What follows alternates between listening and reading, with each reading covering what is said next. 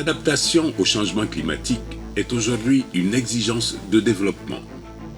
La Côte d'Ivoire, avec le concours du PNUD, vient d'organiser en marge de la COP15 un séminaire national à cet effet. Une équipe de Wari y était.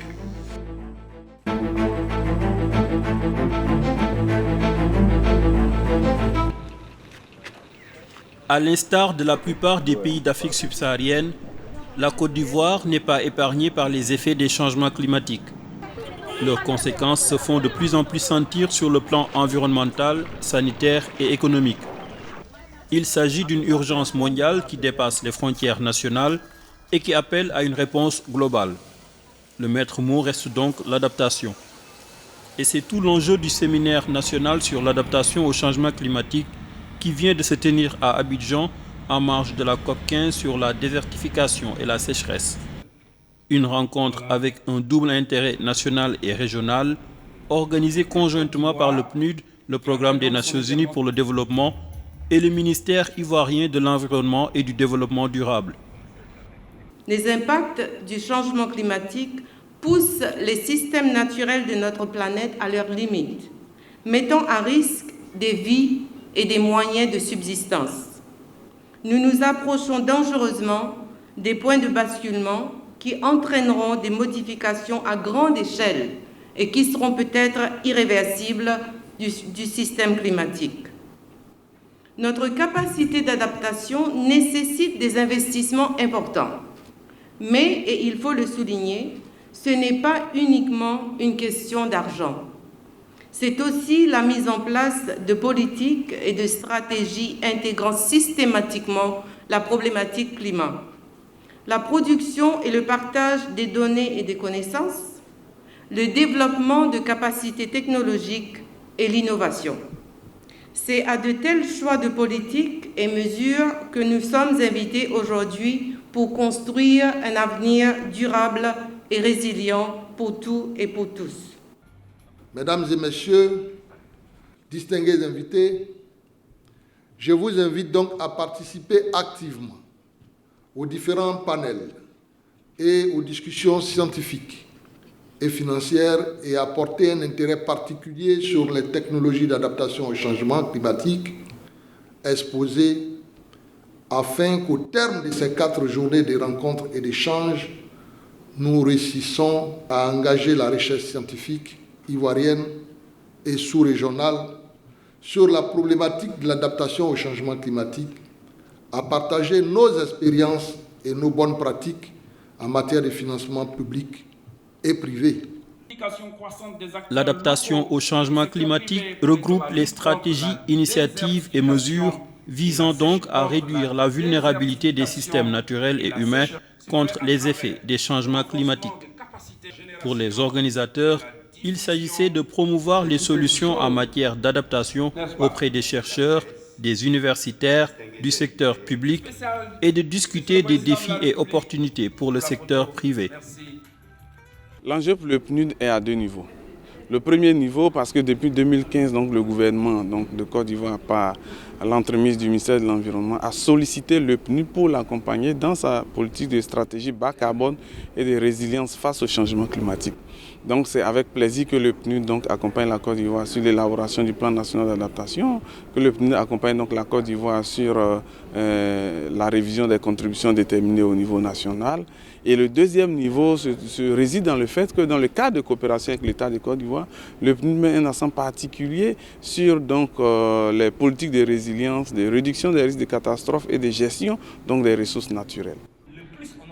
Dans le cadre de la solidarité régionale, l'adaptation apparaît comme une nécessité absolue pour permettre à la région ouest-africaine de réduire sa vulnérabilité face aux risques climatiques. L'un des intérêts stratégiques de l'organisation de ce séminaire que nous saluons sur tous les plans, c'est que ce séminaire réunit beaucoup d'acteurs qui sont très indiqués dans le cadre de la lutte contre les changements climatiques, notamment les spécialistes sur la question de la recherche et développement. Comme vous le savez, on dit toujours que le Sahel est vulnérable. Mais vous savez ce qui nous manquait beaucoup pour pouvoir illustrer ça, c'est que le climat, avant tout, le climat c'est la science. Quand vous dites que vous êtes vulnérable, il faut le prouver, scientifiquement avec des données fiables, avec des choses concrètes. Et donc c'est ça qui fait la place en fait de la science, des scientifiques. Et donc des acteurs comme les universitaires, des organisations comme Wascal et des centres de recherche comme l'ACMAD, comme le centre Agrimet, des occasions pareilles que la Côte d'Ivoire avait impulsé, nous le considérons comme une école, pour pouvoir créer les conditions de réunir tous ces acteurs-là aussi, des bonnes femmes qui se réunissent en plateforme, en coopérative, initier des bonnes choses dans le domaine du recyclage, dans le domaine de l'agriculture durable. Tout ça, c'est des choses à saluer et que nous pensons porter au niveau de la Commission pour qu'on puisse organiser comme on appelle, des actions du forum régional qui dépassent la dynamique nationale. À travers le programme d'appui aux contributions déterminées au niveau national, le PNUD appuie les États afin de mieux comprendre les effets du changement climatique. Devant l'urgence des défis climatiques, les initiatives d'adaptation se multiplient. Cette coopération de plantation d'arbres, dénommée Forêt de la COP15, est initiée par le gouvernement ivoirien en collaboration avec le PNUD, en est la parfaite illustration. On traduit en actes cette volonté affichée de la lutte contre la déforestation et également de la restauration des terres. Par les actes que nous venons d'accomplir, nous invitons les citoyens du monde, mais faisons un appel particulier aux Ivoiriens pour leur dire que ici, en 2 semaines, c'est discuter l'avenir du monde, la durabilité de notre environnement, de notre nature, de notre espace de vie, qui aujourd'hui, on le sait, par des actes humains, est menacé. En Côte d'Ivoire, les études menées sur le terrain révèlent que les hommes et les femmes sont confrontés à des effets différents selon leur niveau de vulnérabilité, de préparation et de résilience au choc climatique. L'un des éléments en fait, qui participe à la faiblesse du potentiel des femmes, du potentiel d'adaptation des femmes face au changement climatique, c'est le fait que la prise en compte du genre n'est pas systématique dans la plupart des structures qui appuient le développement au niveau local. Je vous ai dit, nous avons eu des entretiens au niveau des acteurs institutionnels et il y a très peu d'acteurs en fait qui arrivent à apprécier ce lien-là entre le genre et le changement climatique. Donc il y a un travail à faire à ce niveau-là, déjà au niveau des institutions, pour sensibiliser et former ces acteurs de développement qui appuient en fait les acteurs communautaires pour le développement au niveau local, pour qu'ils puissent comprendre en fait déjà la pertinence de la prise en compte du genre dans la lutte contre les changements climatiques. Selon les estimations, les coûts de l'adaptation climatique dans les pays en développement pourraient atteindre 300 milliards de dollars par an d'ici à 2030.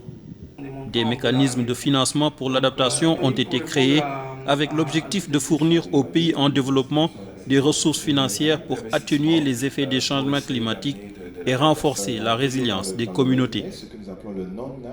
Le Fonds vert pour le climat a comme première particularité que c'est le plus grand fonds climatique dédié entièrement à accompagner les pays en développement, à réaliser leurs ambitions climatiques, que ce soit en matière d'atténuation, donc c'est-à-dire de réduction d'émissions de gaz à effet de serre, ou en matière d'adaptation qui, comme vous le savez, est une priorité, en particulier pour les pays africains. Donc nos interventions, bien qu'elles contribuent au développement, sont avant tout pour assurer que les pays puissent réaliser leurs ambitions. Et nous faisons cela par le truchement d'investissements ou de projets, avec la collaboration de partenaires que nous appelons les entités accréditées, et aussi par le truchement du support préparatoire, qui est une forme de programme d'assistance technique que nous faisons en coordination avec les points focaux et autorités nationales désignées. Alors, donc on peut dire que c'est là l'une des particularités du Fonds vert pour le climat, et nous dédions notre intervention sur 8 domaines d'intervention, 4 en atténuation, 4 en adaptation, avec comme critère primordial d'abord pas la rentabilité mais l'impact potentiel, de même qu'un changement de paradigme pour aider nos pays partenaires à changer complètement et à se mettre dans une optique de développement soutenable et de financement vert. Moi, je dirais que c'est quand même une excellente opportunité. Moi, je suis venu ici à Abidjan principalement pour la COP15, la COP désertification. Mais j'ai été agréablement surpris par un séminaire national sur l'adaptation au changement climatique. L'adaptation, c'est un concept qui est pour le moment un peu mal aimé. Enfin, il n'est pas aussi financé que l'atténuation. Et un pays qui met en avant un séminaire sur l'adaptation, pour nous, c'est important. Comme ça, on vient pour présenter comment on peut aider les pays africains, par exemple en Côte d'Ivoire. Là, j'étais à côté tout à l'heure pour dire un peu comment accéder au fonds d'adaptation, quels sont les critères d'évaluation, mais aussi partager un peu les expériences qu'on a eues dans d'autres pays. En Côte d'Ivoire, on a une entité nationale qui a accès au fonds d'adaptation. La particularité du fonds d'adaptation, c'est qu'on privilégie l'accès direct. Donc, il y a d'autres fonds climat qui ont pas forcément cette latitude, mais nous, dès le départ, dès la création du fonds d'adaptation, ce qu'on voulait mettre en avant, c'est comment le pays accède directement à nos financements. Donc la modalité d'accès direct pour nous, c'est un credo, c'est important. À ce jour, on a une cinquantaine d'entités de mise en œuvre, dont plus de la moitié sont des entités nationales de mise en œuvre. Donc en Côte d'Ivoire, on a une institution qui s'appelle FIRCA, qui vient d'être accréditée, et cette institution pourra aider la Côte d'Ivoire à mobiliser les financements de l'adaptation directement sans passer par les intermédiations qui parfois sont assez coûteuses. Voilà. L'un des objectifs de ce séminaire était de promouvoir les innovations et technologies d'adaptation au changement climatique. En effet, le PNUD met en avant des solutions innovantes dans la protection de l'environnement et les stratégies d'adaptation. Plusieurs jeunes entrepreneurs ont ainsi mis à profit ce séminaire pour exposer leurs solutions. Nous sommes dans le secteur de l'agriculture hors sol, d'agriculture maraîchère. Voilà, donc qui parle de l'agriculture hors sol, vous savez qu'on parle de plantes. Voilà, donc ici nous sommes dans le domaine de l'agriculture hors sol, d'agriculture maraîchère. On va développer notre technique culturelle dans d'autres types de terreaux à base de fibres de coco. L'intérêt pour une personne de faire recours à cette pratique, c'est que vous n'allez pas. L'avantage, c'est qu'il ne va pas attendre la pluie pour irriguer ses plantes. On a des systèmes d'irrigation goutte à goutte, 250 et 500 mètres carrés qu'il pourra déployer sur sa plantation. Là, ici, on parle de contre-saison. On ne va pas attendre la pluie pour pouvoir irriguer notre plant. Et ce qui est intéressant, c'est qu'on peut déplacer les sachets d'un point A à un point B. On peut faire en hauteur, on peut faire à tout moment de l'année. Nous faisons la promotion de l'agroécologie en milieu rural. Nous proposons des solutions pour pouvoir utiliser tout ce qui est résidus agricoles pour pouvoir reconstituer les sols arides. Voilà, l'intérêt d'une telle méthode, c'est pour amener nos communautés à pouvoir quand même augmenter leurs revenus agricoles avec le matériel qu'on peut trouver sur place, au lieu des débouchés qu'ils font pour pouvoir acheter d'autres produits chimiques qui, à la longue, détruisent notre environnement et nos terres. La Reine des Cocos est une start-up spécialisée dans la valorisation des déchets organiques en charbon vert. Alors, comment ça se passe concrètement? Nous allons sur le terrain, nous collectons des déchets que nous acheminons sur notre site et nous passons par un process et à la fin, nous sortons du charbon. Et autour de ce charbon vert, nous avons développé plusieurs gammes de charbon. Donc, nous produisons du charbon de barbecue pour une énergie de cuisson propre. Donc, pour tout ce qui est cuisine, barbecue, et voilà. Nous avons aussi un charbon actif pour le traitement des eaux en milieu rural, pour la cosmétique et même pour la consommation.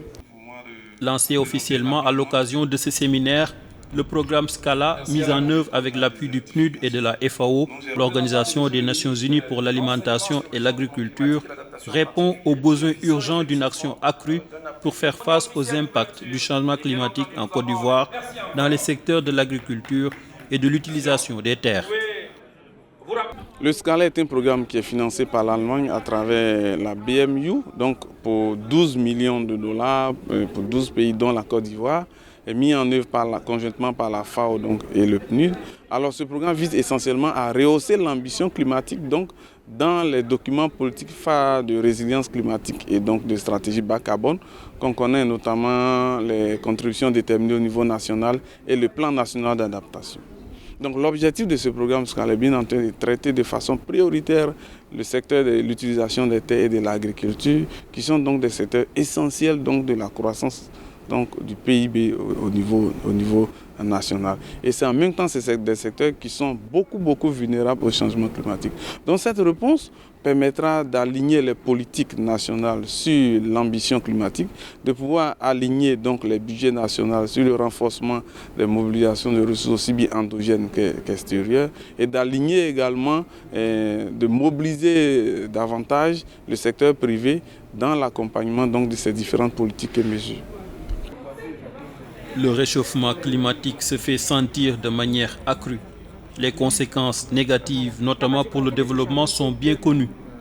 L'accord de Paris contraint les États signataires à mettre en œuvre des mesures d'adaptation au changement climatique au moyen de plans nationaux, de systèmes d'information sur le climat, de mesures de protection et d'investissement pour une économie verte.